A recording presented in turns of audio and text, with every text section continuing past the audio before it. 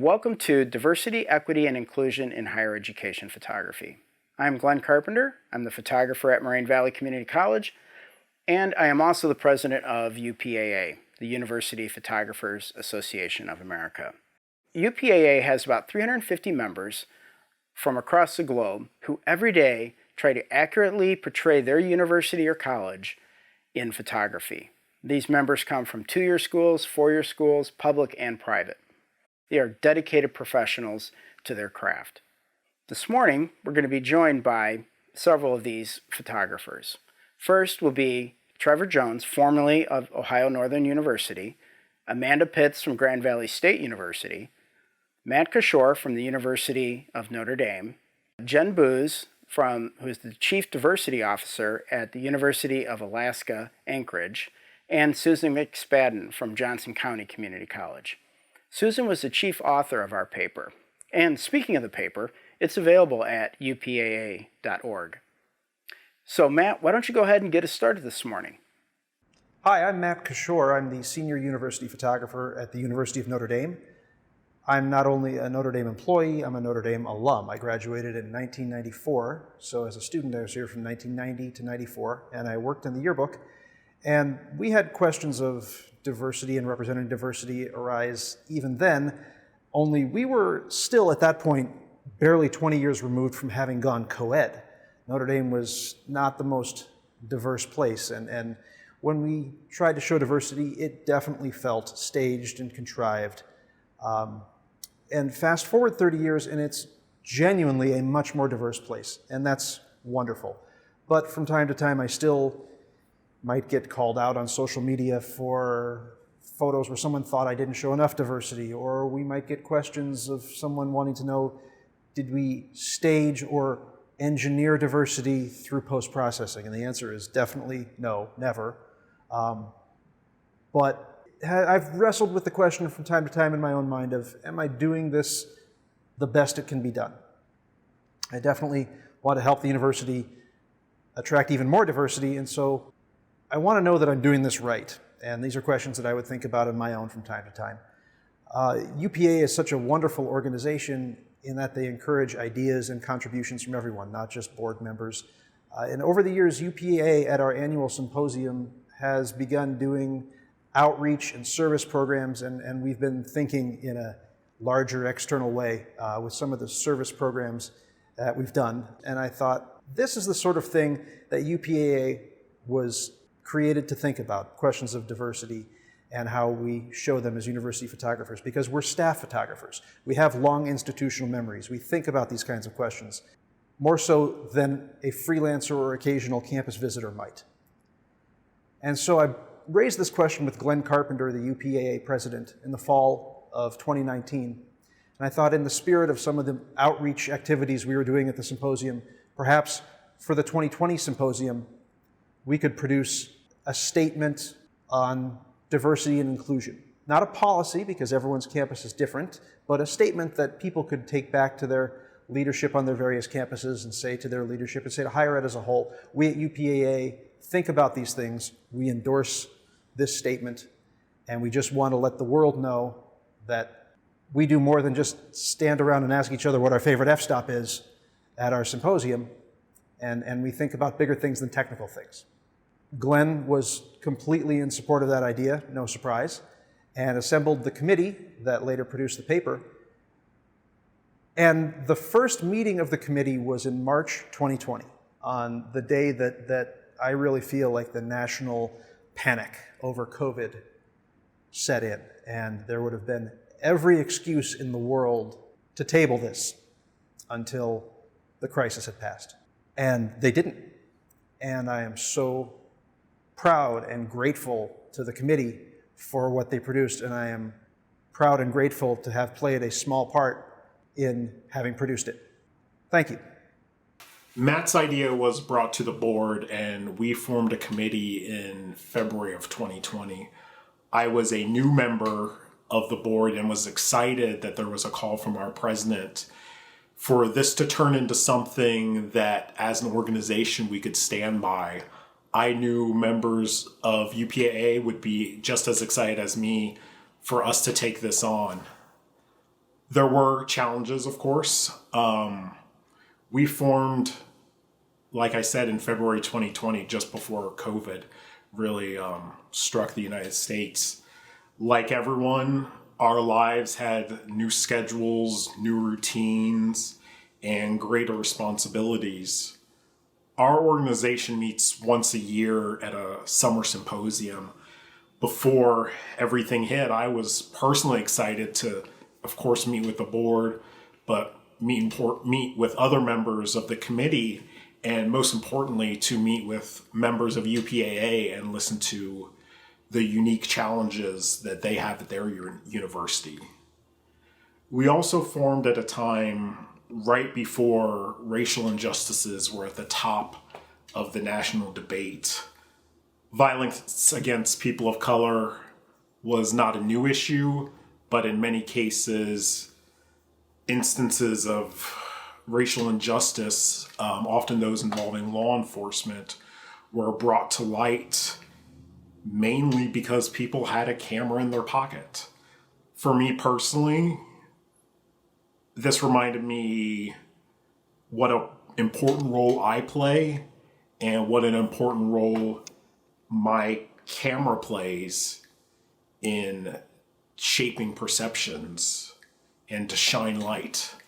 I never thought that working at a small university I was creating great change or making a giant difference, but it reminded me that with my camera I can shine a light on those who are underrepresented and those who feel like they are either marginalized or don't fit in.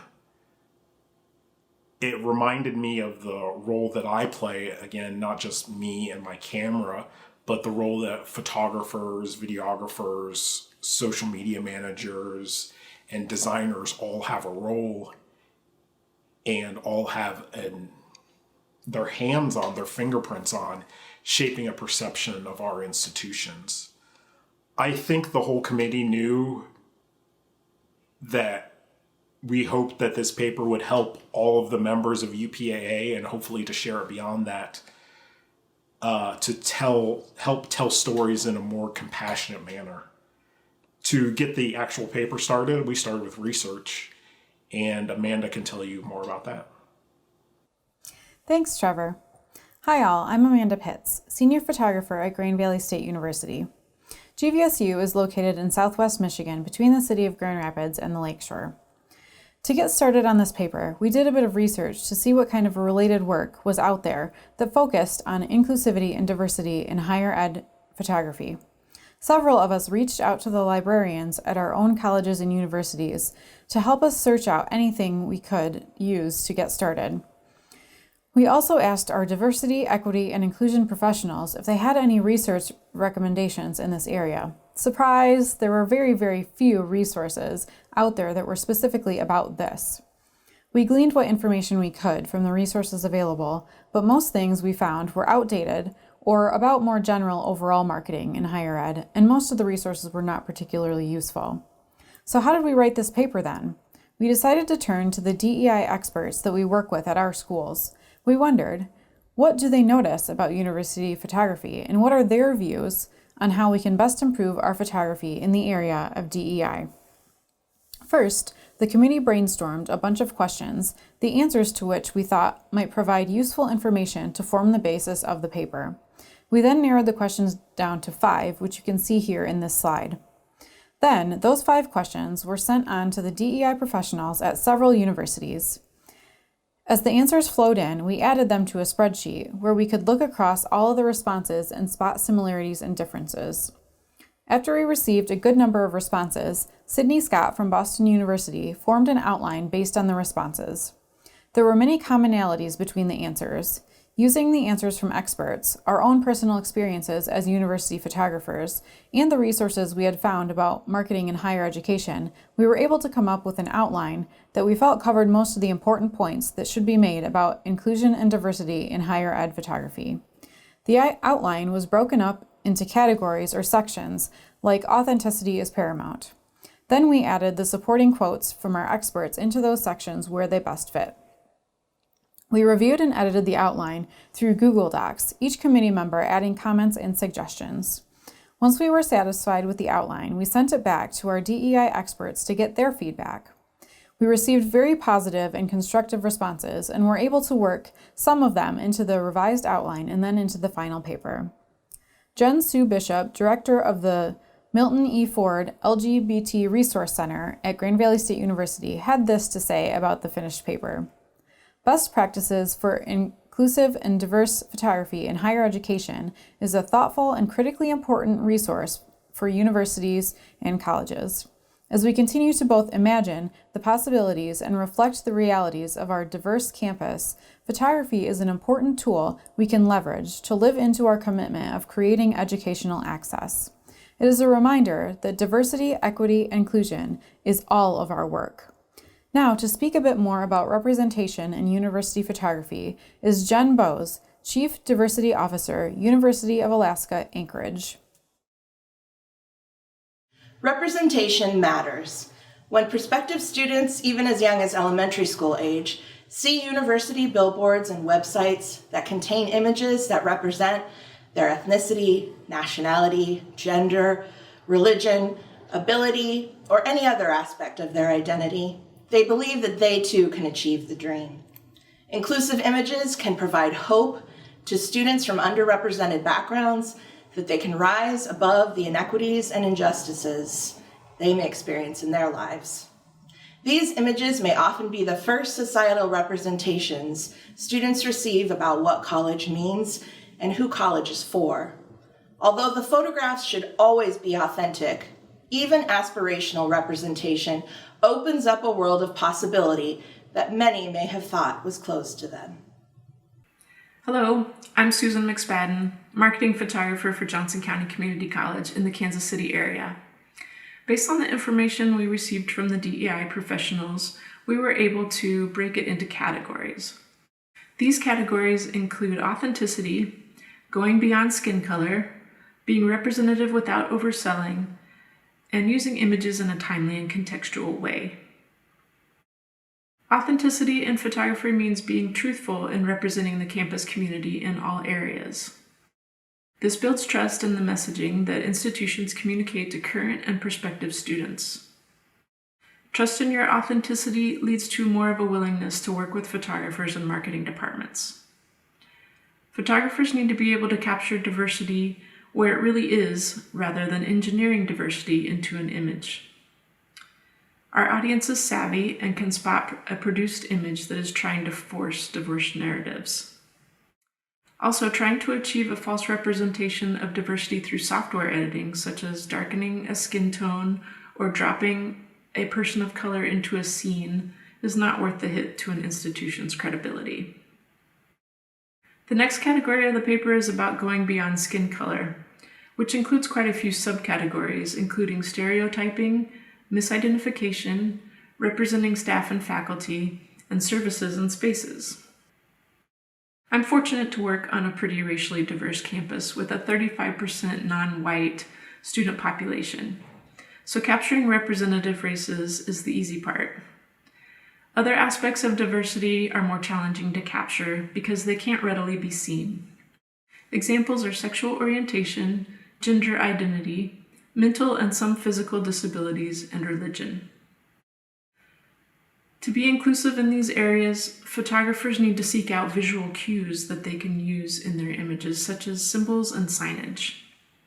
A student wearing a cross or carrying a rosary, clothing with representative messaging and pins and stickers and patches on backpacks, water bottles and laptops can help visually broaden DEI beyond skin color. Stereotyping is probably the biggest offense in marketing photography. We've all seen examples of Black students only shown as athletes and Asian students only shown as studious. Showing those who are underrepresented in broader roles demonstrates that the full potential of all students is recognized by your institution. Regarding misidentification, marketing departments often rely on keywords within the metadata of image files to help find and choose photos for publication. The accuracy of the keyword descriptors is central to correctly reflecting diversity and showing knowledge and sensitivity to ethnic and racial differences. When choosing keywords for a photograph of a group of brown students of uncertain ethnicity, for example, it is best to use the umbrella terms diverse and diversity as descriptors rather than misidentifying a Honduran student as a Mexican. We can broaden our DEI efforts beyond students by incorporating a diverse workforce in our publications. Prospective students often look to faculty and staff as models of their future. Highlighting diverse faculty and staff who are achieving in their field illustrates the opportunities available to students, as well as showing that inclusion and diversity are valued beyond the classroom. The final subcategory in this section is about services and spaces. Signs for gender-neutral bathrooms and dedicated breastfeeding rooms, Braille on building entrances, classrooms, and elevators, closed captioning on digital monitors, and sign language interpreters can all visually signify inclusion. Often, photographers, myself included, try to avoid including those things to create a cleaner composition. Crystal Williams, the Associate Provost of Diversity and Inclusion at Boston University, made a really good statement. She said, when there is a photograph of a leader making a speech and the ASL interpreter is either cropped out, or more likely, the photograph that omits the ASL interpreter is chosen for publication, we're making a decision not based on the quality of the photograph, but on the content of the photograph. In this way, we're not normalizing inclusive actions, and those omissions have impact. Now I'm going to send it back to Trevor to talk about being representative without overselling.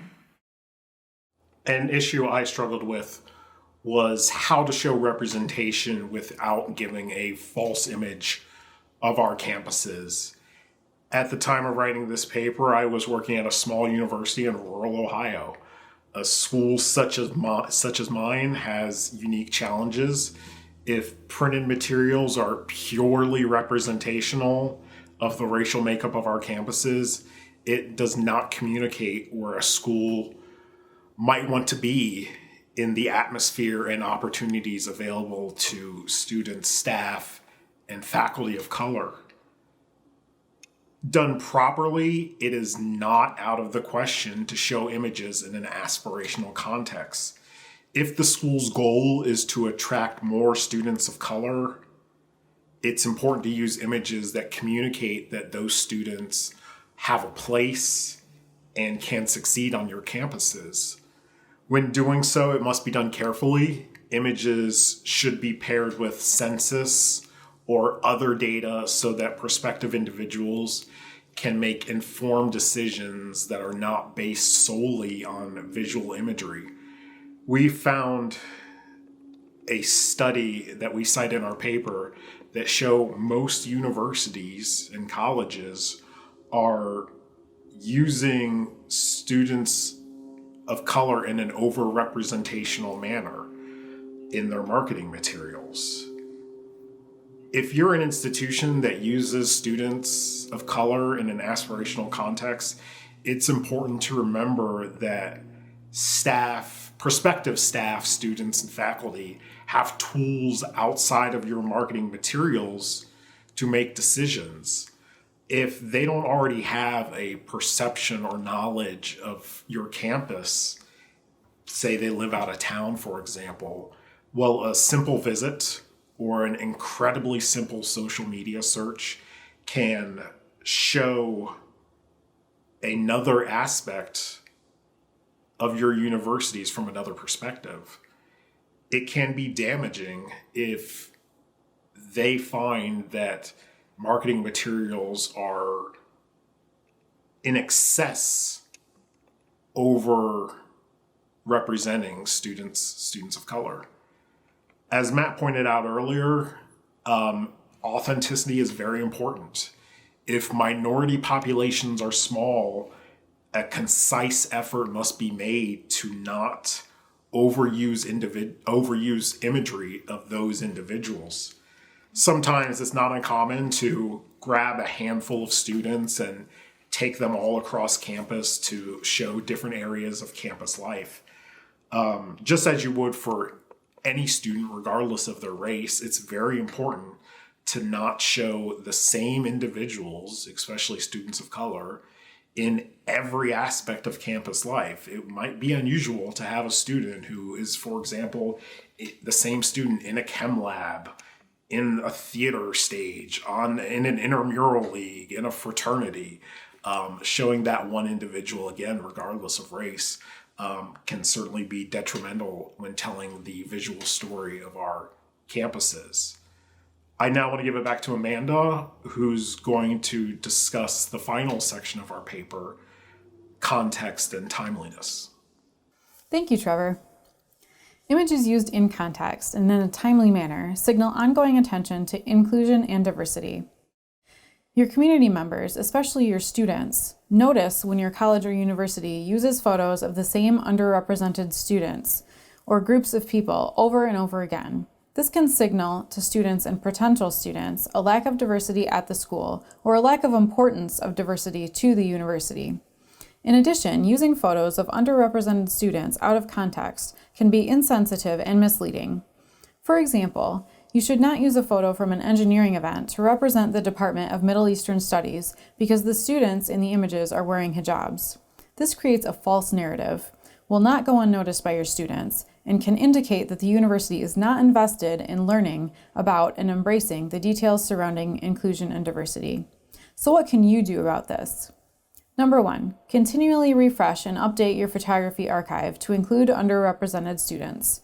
Number 2, only allow use of and access to the last few years of campus imagery. Number 3, use photos and instruct others to use photos within the context that they were originally intended.